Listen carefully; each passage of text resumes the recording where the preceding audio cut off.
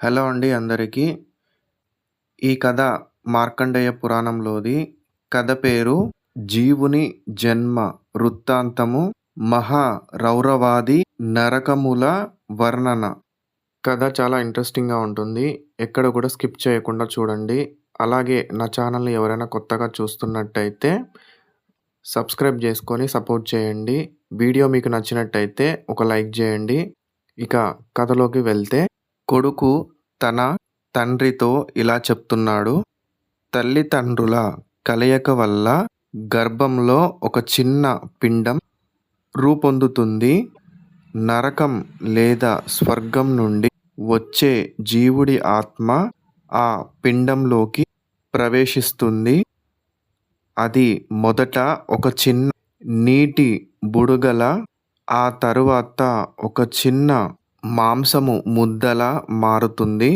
ఆ మాంసము ముద్ద నుండి 5 ప్రధాన అవయవాలు, తల, చేతులు, కాళ్ళు, ముక్కు, చెవులు వస్తాయి.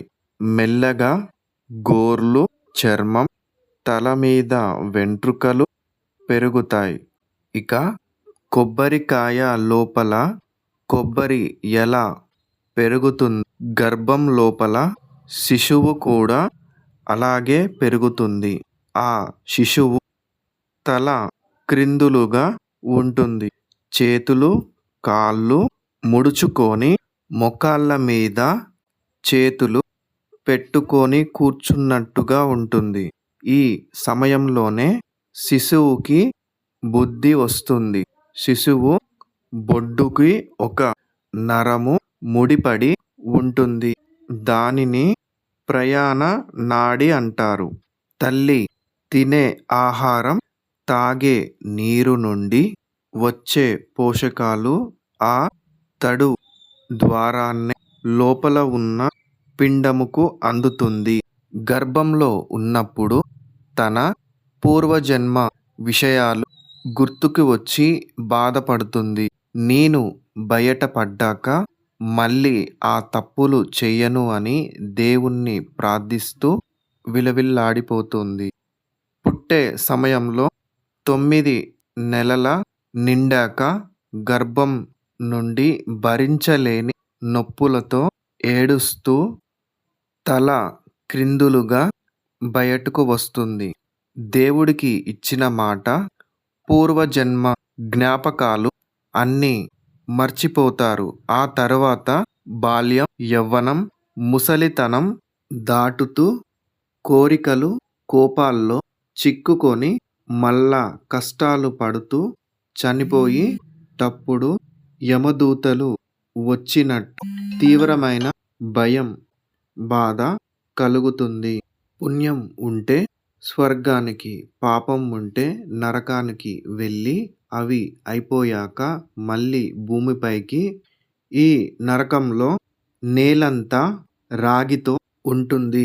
దాని కింద రగులుతున్న మంటల వల్ల ఆ నేలంతా భయంకరంగా ఉంటుంది.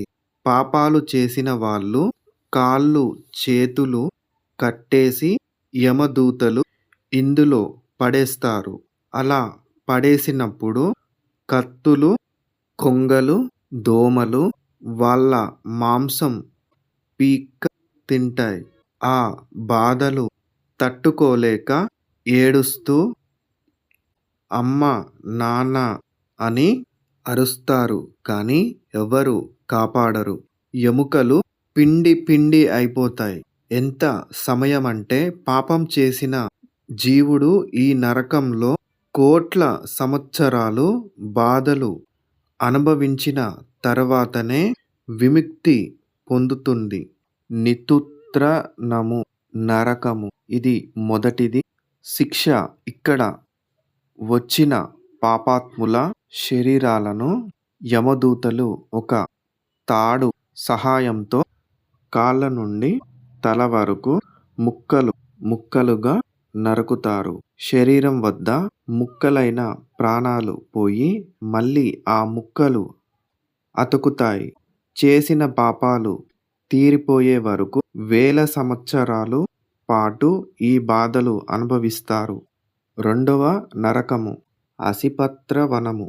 ఇక్కడ దాదాపు 1000 యోజనముల దూరం భూమి అంతా మండుతున్న అగ్నితో నిండి ఉంటుంది. పైనుండి సూర్యుడు తీవ్రమైన వేడి నేరుగా పాపాత్ములపై పడేలా తీవ్రమైన వేడితో ఆ వేడికి కాలిపోతూ తల్లడిల్లిపోతుంటాయి. ఇక పాపాలు చేసిన వారు తమము నరకాలు చాలి తట్టుకోలేక చీకటిలోనే అటూ ఇటూ పరిగెత్తుతూ ఒకరినొకరు గుద్దుకుంటారు. విపరీతమైన ఆకలితో దప్పిక వేస్తుంది.